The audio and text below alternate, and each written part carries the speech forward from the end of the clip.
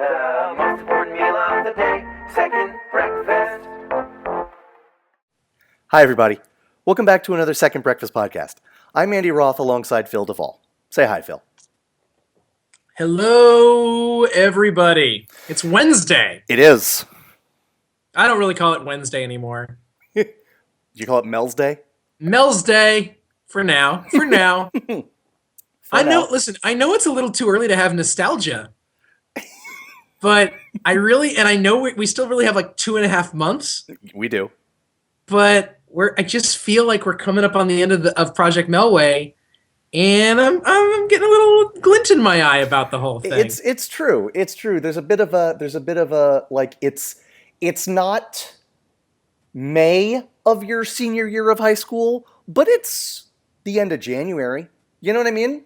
Yeah. You know And what I you're mean? starting to look around going, well, that was the last time we were going to do this together. Yes. So, I think Yes. we're getting close to that point. It just feels that way. Yeah. I mean, we are almost in late period Mel here. We really are. That's true.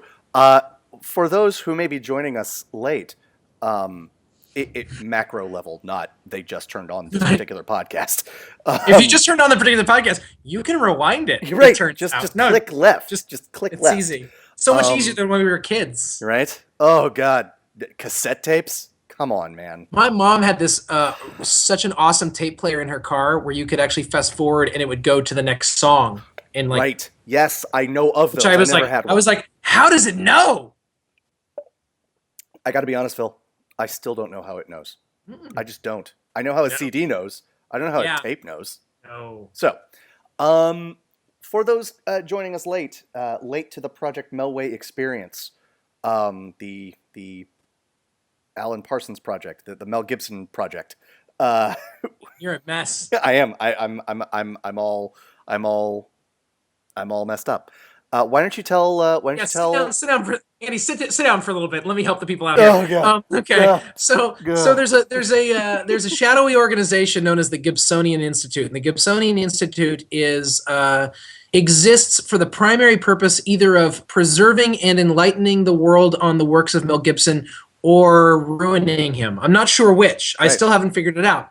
But the Gibsonian Institute has assigned Andy and me this project. It's called Project Melway, in which we watch every single Mel Gibson movie in chronological order. Well grammared, And, by the way. Well Thank grammared. you. Yes. Grant, we have a friend to the podcast whose name is Allison, and we talk about her quite often. There are people in your life, and maybe you know what I'm talking about, that Not yet. the impact. No, I don't. I know what you're talking about. Don't even finish that sentence. I don't know what you're talking about. There are people in our lives whose impact on us and influence on us is actually greater than the amount of time we ever spent with them. Yes.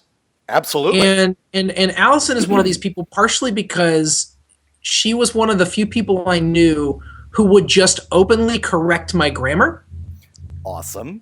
and do it in a way that didn't make me hate her. I think probably because she intimidated me. That's my guess. I found her so intimidating. I would hate you, but you would smell the hate on me, and you would somehow injure me. I mostly hung out with people that intimidated me. That was sort of, and then just acted like I wasn't intimidated. That was sort of my MO. Still kind of is, actually. Still kind of is. So, anyways. I applaud that, by the way. I think that's fantastic. I think that's a fantastic way to be. Act as if is sort of my thing. But Both I ends want of that. Hang out with people who intimidate you, and act as if you are not intimidated. This is how we roll. This is how we roll. So there was a point. There was a point where there's a band called the Traveling Wilburys. This is a digression off my digression, but I'm fine. There was a band called the Traveling Wilburys, which was, listen to this: George Harrison, Tom Petty, Roy Orbison, Bob Dylan, and Jeff Lynne. Yes. They had one album, and then Roy Orbison died, and then they did another album, and that was sort of it. But it was George Harrison and Roy Orbison sitting around playing together, and they were like, who else could we get? And they just like called a couple people up, and then everybody just showed up, and they made an album. They made a song, and then they made an album. But when they started to do it, George Harrison, who basically, and everyone kind of knew, he idolized Bob Dylan. Even though they were roughly the same age, had played together before, had known each other for years, he idolized Bob Dylan. But when they got together, George Harrison was like, let's be clear about this. We're in a band now. Like, you're not Bob Dylan in this band. You're just another bandmate. And Bob Dylan was like, got it. Okay. So that's sort of how I feel like I have all these friends that I look up to, but when I'm around them, I'm like, Okay, we're all on the same level here, people. And they're Right. like, yeah, of course we are. And then I'm like, oh my God, they bought it. Okay, good. We're good. in a band. Right. Okay. right, exactly. Right. So Allison would correct my grammar. So I work really like so. There are times when, so for instance, I work the I me thing, but also I try never to dangle a participle. Dangling participles are something I work at which I work very hard. See, just like that, at which I work very hard. I will admit that I am extremely proper in my written in my written language. I am Goes with much the territory more. of what you do. I'm I'm much more lax. I try not to get the I and me agreement mixed up, but if I'm going to end a sentence or a clause with a preposition, it's just going to happen. You know what I mean? Yeah, I agree. I hear you. And that makes sense. And I know for all my like I'm trying, I'm sure she's listening going, you're so terrible at grammar, Phil. You have no idea. But nice try, buddy. She'll appreciate that. The only time I'm really snippy about grammar is when if someone gets snippy or corrective about anything or like snarky on social media like Facebook in their comments, and they'll put some like whatever withering thing, but they'll put your the wrong way. I'll just do little asterisk your. That's my only response to the whole thing. Like spelled like this. Just like, and I won't respond to any of their arguments. I'll just be like, your grammar is terrible. I was playing a game with a friend of mine, and he was beating me, and he was trash talking me, and he was wearing a bright orange jacket and a red hat, and he was just hammering me and trash talking me in front of all of our friends, and I just go, your hat doesn't match your jacket. That was the end. That was my whole argument. Like, you might be beating me, but your taste is questionable. Defriended. Right, exactly. So anyways. So to sum up, this is Melway. We're Project watching Melway. all of Mel Gibson's movies in chronological order. This is all, listen, it's all relevant, people. Listen. Hey, yeah. I want you, if you've listened so far, go back and re-listen to this part. It is coded with all sorts of subliminal aspects about the movie we're going to talk about today. Totally. Totes. Chicken Run, everyone. Chicken Run. The movie is called Chicken Run. It is Mel Gibson's second film of the year 2000 out of 3 movies in the year 2000. In the year 2000. Yep. And, yes. And it is, dare I say, the best movie of his from the year 2000. Yes. Go ahead and dare. I think it's pretty clearly his best. For those of you who don't know about Chicken Run is an animated film from Aardman Animation and a guy by the name of Nick Park, who's created.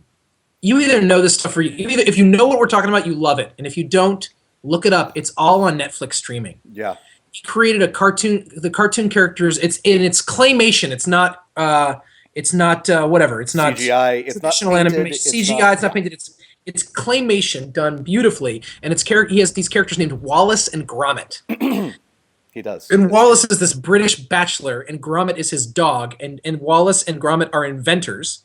And as goes in cartoon land, Wallace is an idiot. And well, not an idiot, but a buffoon. Indeed. And just sort of he's sort of like it's not too different from the relationship between Garfield and what's Garfield's owner's name? John Arbuckle. John. Except he's not as big of a loser as John. I mean, John is just the most depressing character in the history of... As Garfield without Garfield proves. Oh, look that up. If you don't know what Garfield without Garfield is, look that up. But anyways, Wallace and Gromit, he's done it. I know he did at least 3 short films that were like about a half hour long or an hour. He won Oscars for all 3 of them.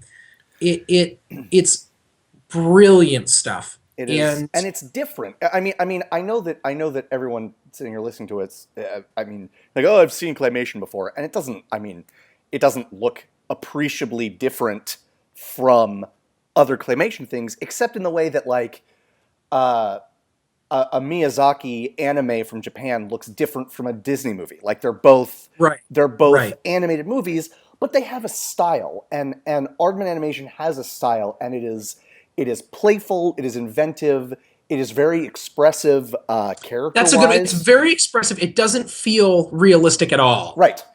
Yes, that's true. not surrealistic either. It just feels very animated. They're not trying. There's so much, especially with CGI. There's so much hyper realism going on in animation. They're trying to make it look as real as possible. What I appreciated about Wreck-It Ralph, and in the computer animation realm, what I appreciate about is the same thing I appreciate about Aardman Animation is it doesn't pretend it's anything but a cartoon. Yep. And it's really blast. So Chicken Run is it's set in a chicken coop. And it's based on this group of chickens that are trying constantly to escape from the chicken coop. And there's an old lady farmer or woman who runs the place, and her husband, I think it's her husband, who oversees and they're always like he's always stopping them from escaping. Yes. And with his two terrifying dogs. Right. Oh my gosh. I started watching this with my daughter who's 2, and then I was like, this might have not been a good idea. And then she went to bed, and by the time she went to bed, the ending, I was like, oh, I'm so glad she didn't see this. Man. So then I deleted it, and then she woke up the next morning and she was like, I watched Chicken Run. And I was like, oh, I'm sorry, honey. It's gone. It's all gone. That was a week ago. This morning she woke up and she was like, I watched Chicken Run. And I was like, oh, see, she's already forgotten about Pocahontas. Thank God. On every possible level. I wish I could have done that. I wish I could have done that. Forgotten all about it. Right. But Chicken Run, she has not. She really loved it. And she's been watching I've been having her watch the Wallace and Gromit stuff on Netflix. She loves it. So anyways, so into the mix, they're trying to figure out how to escape. And it's very much set up. Imagine the chickens talk. The chickens wear scarves, which I don't quite understand, but whatevs. Chickens have teeth. They all have teeth. They're all like sort of British people, but they happen to be chickens. Indeed. And they're trying to escape because once they're not good at laying eggs anymore, they get killed and eaten. And so they're trying to escape, and it's basically a World War II prison escape drama. Yes, and this is a genre. I mean, it's a subgenre, but this is a phenomenal genre. It's amazing, and Did you notice the number of their coop? Yes, I did. The number of their coop is 17. Yes, based on the phenomenal Billy Wilder Prisoners of War film called Stalag 17, which, if I'm being completely honest, Andy, I've only seen once, and I can't even remember anything about it other than that I saw it and went, "That was amazing." For a very, very long time, William Holden's performance in that movie was my favorite performance of any film ever. I love everything you just said. All the words that you used were all good words. So into this mix, where's Mel Gibson in all this, you ask? Well, let me tell you about MG. Into this mix of these chickens trying to escape comes this rooster. He is a circus rooster who has escaped from the circus. And he crash lands. He's flying, and he crash lands into their coop. And the rooster is this. Ready for it? Cocky, huh? I don't get it. American. Oh no, I got it. There you go. Okay. I knew you'd get it. I knew you'd get it. Cocky American rooster with an Evel Knievel outfit, who basically is like, "Hey, what's up, everybody? Hey, hoo-ah!" And that's Mel Gibson. Yes. I have something to say about that in a little bit, but let me finish up. And then he basically tells them that they can find. He's going to help them escape. He's going to teach them all to fly. Right. During this time, the farmers decide they're going to stop being chicken farmers, and they're actually going to make chicken pot pies. So they buy this machine that turns all of the chickens. Egg farmers. Egg farmers. Yes. Thank you. Yeah. And start basically killing chickens and eating them. Yes. This movie is a vegan's delight. Let's be honest. It's true. Because the people who eat meat are legitimate murderers in this film. That's true. Not like me. I eat meat, but I'm not a murderer. I'm a loving person. Right. But the people in the movie, my hamburgers come off the beef tree, so it's fine. Yeah, everything's good. It's fine. This stuff doesn't grow on trees. It doesn't? So that's the basic plot of Chicken Run. It is a prison escape film set in a chicken coop, and it's English, and it's got an American in it, kind of. And it's great. It's a blast. Everything that Nick Park does is good, and this is no exception. I agree. I almost we were talking about this before we started recording. We almost don't have anything. We don't have a lot to say about this movie just because it's just awesome at what it does, and I'm and yeah. I have a couple things I'd like to talk about, but sure. It's not like oh my gosh, like last week with $1 Million Hotel, it was like, what are we doing with our lives? Right, but I think it's more than that. I think not that MG isn't wonderful in this movie, but the cocksure charismatic leader. I mean, yeah, see what I did there? He can do that in his sleep, right? He's great. Yeah. I'm not. That is to take Can I nothing say- away from his. Can I say something about it? Go for it. His best American accent to date. Agreed. Like I was noticeably, I was like, Yes. it was almost like because he was being a voice actor and he didn't have to focus on anything else. His accent was impeccable. Agreed. Impeccable. No. Boom. No. Cocksure, impeccable. So let's talk real quick about the World War II POW camp subgenre. For those who have not seen any of them, you should start because they're amazing. Who you need to start with, right? Stalag 17 and The Great Escape. The Great Escape. Yes. I mean, yes. And those are the two movies that when there's one chicken that's known for trying to escape over and over again. Yes. And when we first see her, she's bouncing a ball in her chicken coop, which is like a takeoff of Steve McQueen's character in The Great Escape. Yes, there's so much stuff. There's even this is not a POW movie, but one of my favorite movies of all time, a prison movie, Cool Hand Luke. When she gets caught, and this is not just in Cool Hand Luke. It is in The Great Escape. It is in a bunch of these as well.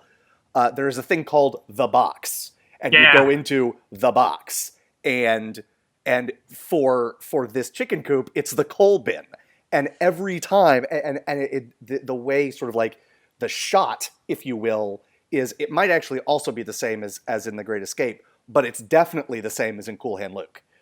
I mean, there are only so many ways you can film somebody coming in and out of a box, I suppose. Right. But yeah, The Great Escape, Cool Hand Luke, Stalag 17. There are so many lovely callbacks to those movies if you know them, and if you don't, it takes away nothing from the movie. And I would actually say, if we're talking about prison escape films and that subgenre, I would say start with Great Escape and Stalag 17. But on the other hand, start with Chicken Run, and if you like it, that's right. I mean, it does the best. It's the best. It's not a satire, but it's the best way to reference a genre that you appreciate is by actually following the tropes of the genre. Shaun of the Dead. Shaun of the Dead and Galaxy Quest are the two movies that you're come absolutely to mind. right. Yes. You watch Shaun of the Dead or Galaxy Quest, you're seeing movies that are basically riffing on these genres, and yet they riff on them by following the rules of the genre. Right. And Chicken Run does that, and it does it so well. If you liked it, you'll like prison escape genres. I mean, you'll like that genre. That's true. Let's talk about the voice acting, because something I liked about it was that except for 2 or 3 people, they're not super well-known actors. You've got Mel Gibson, you've got Mrs. Tweedy, who is just deliciously evil, and she is voiced by Miranda Richardson, and the rat is voiced by the smarter of the 2 rats is voiced by Timothy Spall. Which is funny because he is the guy in the Harry Potter movies who transforms into the rat. And I just realized that as I was speaking. But other than that, it's kind of... Yeah. So what they've done is they have gotten, and I'm not going to say that, famous actors can't also be amazing voice actors. I mean, the Toy Story movies are great, and everyone in those movies. But they really have been chosen. But you use that as an example, but frankly, Pixar is really good at mixing in a lot of voices of people who aren't famous at all with the voices that are famous. And so is like, I talk about a movie all the time, but Wreck-It Ralph, like there's some great voice work in Wreck-It Ralph. And then you're like, I looked it up and it's like, oh, that was the director. Like Zangief is the director. Yeah. And as is the Sour Patch, the Sour Ball. Who Works for the King? Or if you're tired of us talking about Wreck-It Ralph, in The Incredibles, one of the most famous characters in The Incredibles is that is the inventor of the costumes. Yeah, the little diminutive is a great word. Diminutive creator of the costumes, and she's voiced by just some Pixar person. The male director. That's Brad right. Bird. That's right. You're right. Which You're right. Is just You're right. Awesome. I mean, stuff like that. And you'll see that any Pixar movie, a lot of Pixar movies, when you look at some of the most memorable voices in the movies, you'll be like, oh, that's not actually a famous person at all, Yes. right? Yeah. Yeah. So, anyways, So I was so thinking about there's Monsters Inc. and the woman who's Mike Wazowski. I'm so Wazowski. surprised. I love that Right. woman. You're late again. Roz, did you do something? Hasn't talked? Um, so one other person that I want to mention, just because I want to talk about this other movie that is not a great movie, but she is ridiculous in it. The fat chicken, the really really fat chicken, is voiced by an Yeah. actress named Jane Horrocks, Okay. and she is in a movie called Little Voice. And Oh, I've heard of that movie. this is a movie that is entirely based around this one person, Jane Horrocks' ability to sound like anyone. She Nice. sounds like Judy Garland when she sings. She sounds like Judy Garland. She sounds like Shirley Bassey. She sounds like Marilyn Monroe. Like just a litany of people that and that she sounds perfectly like. You close your eyes and you are listening to the original person. It's unbelievable. It is Wow. worth it. Stop watching once she's done with her concert, because the rest of it is kind of dumb, and it takes Okay. place like the climax of the movie takes place like 2/3 the way through, because they don't realize that her concert is the best thing about the movie. But So it's like a J.R.R. Tolkien book. well played, Thank you. well played. Thank you. I'm going to answer that after I walk for another 7 hours. Do you remember when yeah. you were reading Lord of the Rings the first time and you were like, they destroyed the ring? It's all. Wait, why is there 150 pages left? 150 pages, and Wait, what? and for all of those people who are like, Return of the King had too many endings. First off, shut up. Second, Right. First of all, shut up. there is an entire like extra plot complete with rising action, climax, and falling action that Jackson cut out of the end of the book. Right. You people have no idea what you would have been in for had you read the Oh book. man, we're still watching it. Return of the King just opened and we're still watching it. That first showing. Yes. Yeah, that's yeah. Okay. Wait, is there a new Hobbit coming out this year, or is it next Yeah. year?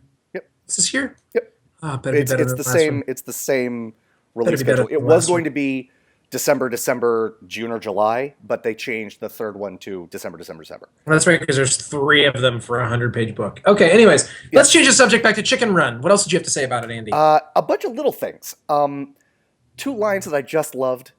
One, the wit is razor sharp in this movie, and maybe my favorite line is because the main female character is fairly uptight in certain ways.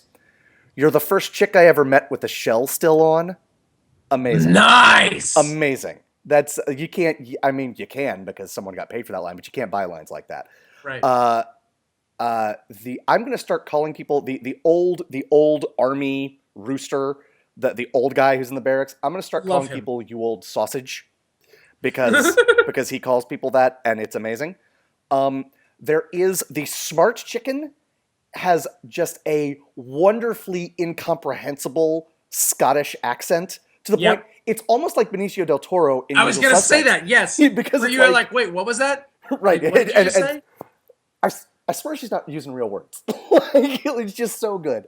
And I want to she go to is- Scotland so bad and just like, right. it's like learning a foreign language, just like learning Spanish. I want That's to learn right. Scottish. That's right.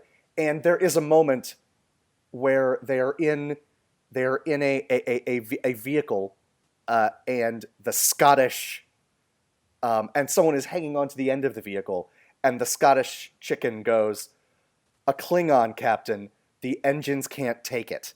And I was like, "Yep, I can die now. That's well that done." happened. That happened. Um, One of the things I really loved about this movie was you mentioned the old rooster. He's like the only male on the whole land. You know, he's this old rooster, which Yep. I think ostensibly means that he's been with all of them. I'm not sure. It's kind of creepy. But anyways, he was like apparently a war veteran, and he acts like an old soldier. Yep. But this movie, I mean, depending on how defensive you are about America, it's pretty funny because, I mean, it's a really incisive sort of. You get the sense of what the Brits really think about Americans. It's true. It's true. When we leave the party, now we know what they This talk about. movie is Yes. a great like really Mel Gibson, explodes onto the scene literally, but he's a little bit too good to be true, and he's a little bit flashy, and it gets everyone excited. Yep. And he gives them hope, but he doesn't necessarily have a lot to back it up with. That's right. And the old rooster just never buys it for a second. Right.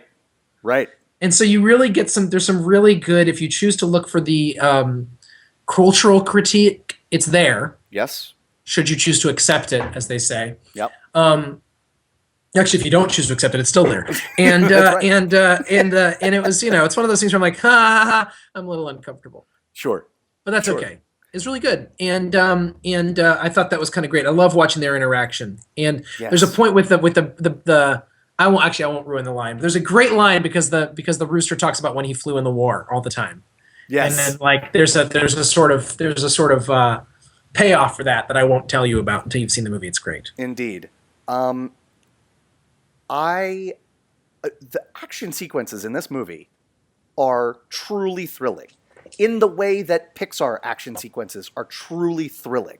Yeah. I mean, Pixar, I would say, is probably a little more action heavy throughout. The end, to use the term, the end action set piece of Chicken Run goes on forever. It does. The And movie's it's like amazing. 90 minutes long. The movie's 90 minutes long, and it's like the last 15 to 20 minutes are this. Yes, and it's like- thrilling throughout. But it feels like a Rube Goldberg machine. It Yes. feels like there's this like mousetrap. Like there's this inevitability that once it starts, like it just it's unstoppable. It is it just revs up, and then it just goes. Yeah.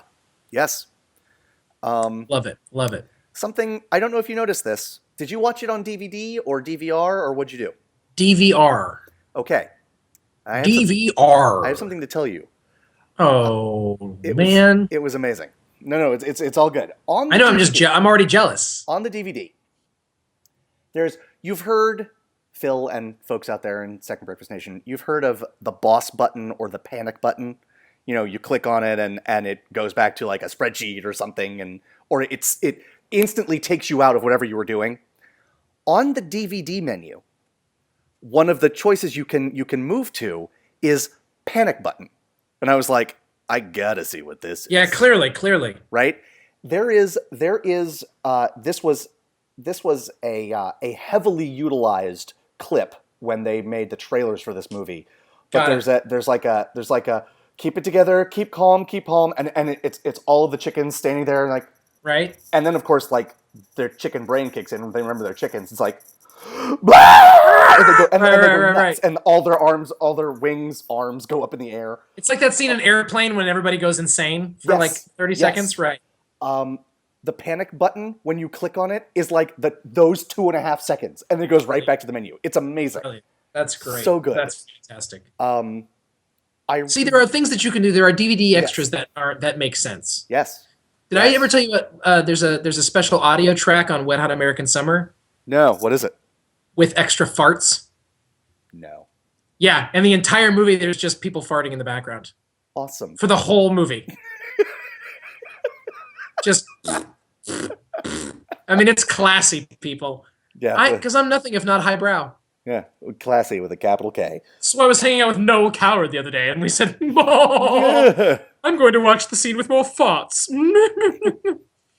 Anyways, Nice. Sorry. So anything else to say about Chicken Run? See it, guys. It's A great. blast. Yeah. It's a great voice performance. It makes up for MG's voice performance in Pocahontas. Yes. American accent makes up for his American accent when he first kind of came over. Mm-hmm. He's really got it down now. Yep. And it's just Took him delightful. long enough. I know. It's delightful though. It's a delightful movie. It's fun. It really is. I think the thing about animation like this is that it doesn't take away from the story. You're watching and you're just enjoying the story. Mm-hmm. But then every once in a while, like you're like meta brain or macro or whatever will like step outside of what you're watching and be like, how'd they do that? That was awesome. Yeah, totally. And then you'll just jump right back into it. It's not distracting. Right. But it's very similar to when you watch movies that have practical stunts instead of computer animated effects. Yeah. Where you're like, how did they do that? How did that happen? Yes. Right. And it is that special. And Nick Park's movies are that special. Aardman Animation is a very, very wondrous thing. great. I don't know what's Really next great. for them. They made a movie called Pirates last year, which I saw part of. Haven't been able to watch the whole thing, but which sounds like not a good endorsement for it. But it's just life is weird sometimes. Life is weird sometimes. But I really thoroughly enjoy everything that they do. Yeah, So that's true. anyways, so yeah, Mel MG, what's up next, man? Next 3 weeks, The Patriot. Okay. Yeah, I know. What Women Want.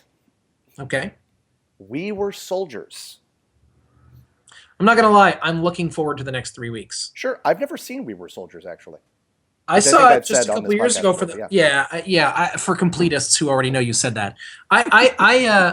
I only saw it recently for the first time, like in the past 3 or 4 years, Okay. and was mightily impressed with it. Okay, well, I'm looking forward to it. Very, very impressive war film, and I'm looking forward to watching it again for sure, unquestionably. Fantastic. What Women Want? Have you seen What Women Want? I have. Not a bad film at all. No. I mean, it is what it is. I had some fairly strong feelings about some parts of the plot. I wonder if I will feel the same, because I haven't seen it since. I didn't see it in listen, theaters. I it's saw it right when it nonsense. came out. I saw it right when it came out on video. Yeah, I mean, it's nonsense. Well, right, but I mean, if you like romantic comedies, you're going to sit through a little nonsense. Anytime you can read someone's mind, it implies the idea that I guess we should wait on this for a couple weeks, but it implies the idea that you can that people think in complete thoughts. It's true. I can barely speak in a complete thought. Can you imagine what it's like inside my brain? Like seriously. Like you all have heard me enough, right? Like I'll go from bing bing boom bam boom all over the place. Can you imagine what kind of weird beehive is going on in my brain of like little synapses just going ting ting ting? You need like a machete to get through the thick underbrush of your synapses. Ridiculousness. Yes. Right, exactly. Yes. So the idea that you could read someone's mind and they'd be like, I think I'd like a gummy bear right now. You're right. You're right. They could do What Women Want, but if they did What Men Want, it would have to be NC-17. Oh God, absolutely. It would just be awful. Yes. But, the Yes. best person in the world. You'd be like, oh no. No, absolutely not. That's not a thought. Absolutely not. This doesn't really happen anymore because people don't talk like this after high school and college. But every time like girls would say to me, like we would just be talking like girls can always tell what guys are thinking. I was like, no, you can't, because you would never talk to us. You would just never. just never. They would never happen. You would literally just be like, ugh. All the time. I want to say one thing about this. You know what? I'm going to save it. I have some thoughts about what you're saying. I can't wait. It'll have to wait 2 weeks, but I can't. It'll wait 2 weeks. Yeah. It has to do with my observations when I was teaching and watching the way high school girls interact with high school boys. I am legitimately very excited for that conversation. Yeah. Things haven't changed much. I'll leave it at that. Sure. Things haven't changed much. So there you go, guys. This is Chicken Run. Next week, The Patriot, and See Chicken Run. It's just great. Yeah. And that'll do it for today on Project Melway and Second Breakfast. I'm Andy Roth, and that's Phil Duvall. We'll see you again real soon. Bye-bye. Ciao. The most important meal of the day, second breakfast.